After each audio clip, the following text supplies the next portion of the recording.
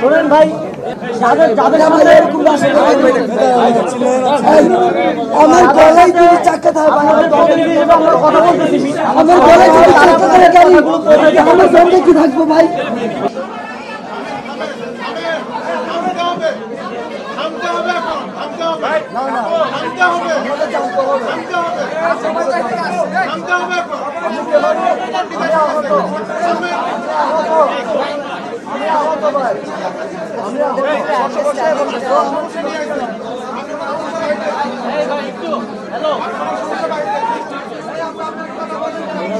মারামারি করতে পারি আপনি কামাইতে গেছেন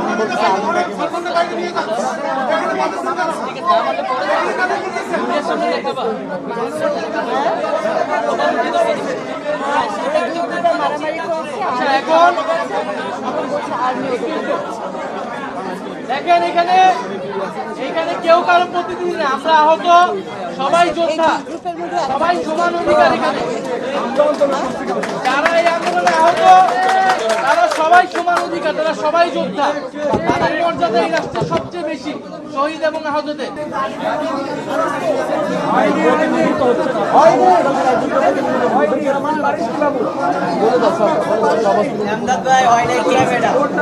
আমি এটা কথা বলি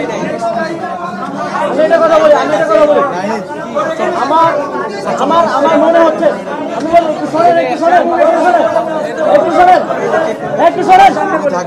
আমার মনে হচ্ছে যারা